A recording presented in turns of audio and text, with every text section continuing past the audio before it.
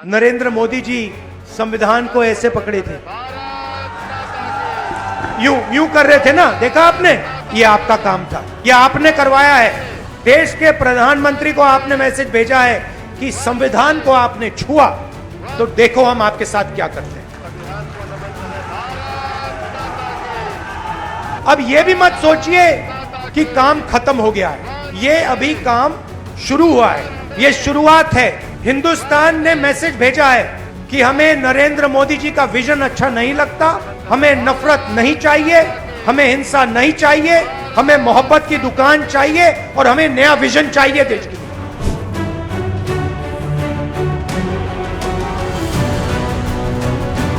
नमस्कार, आप देख रहे हैं लाइव हिंदुस्तान। लोकसभा चुनाव के प्रचार के दौरान विपक्षी दलों, खासतौर पे कांग्रेस के नेता राहुल गांधी ने संविधान की रक्षा को एक बड़े मुद्दे के तौर पर पेश किया था।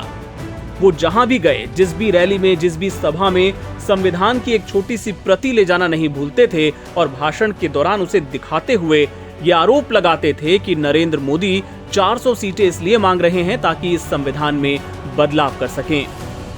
और जब चुनाव के नतीजे आए तो इस बात की पुष्टि हुई कि वाकई ये मुद्दा जमीन पर असर कर रहा था, जिसका फायदा कांग्रेस को, इंडिया गठबंधन को नतीजों के तौर पर मिला, उत्तर प्रदेश, महाराष्ट्र और राजस्थान जैसे बड़े राज्यों में भी।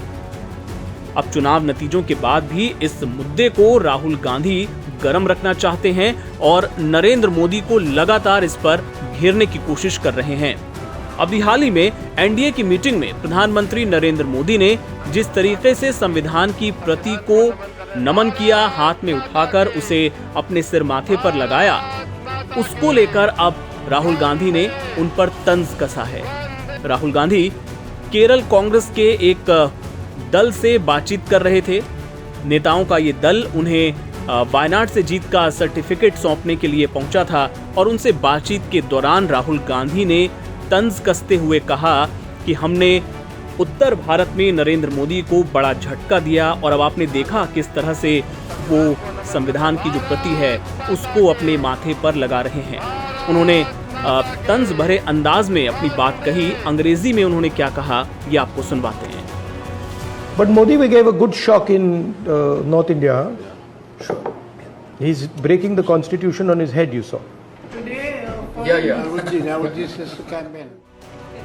तो राहुल गांधी कोई मौका नहीं छोड़ रहे संविधान के मसले पर नरेंद्र मोदी को घेरने का, और अब ऐसा माना जा रहा है कि आने वाले वक्त में भी राहुल इसे मुद्दा बनाने से पीछे नहीं हटेंगे, क्योंकि इंडिया गठबंधन ने, कांग्रेस ने इस मुद्दे को जिस तरीके से उठाया और उसका जो फल सीटों के रूप में उसको मिला, तो ऐसा माना जा रहा है कि आने वाले विधानसभा चुनाव में भी इसे एक बड़े मुद्दे के तौर पर कांग्रेस पेश करने की कोशिश करेगी।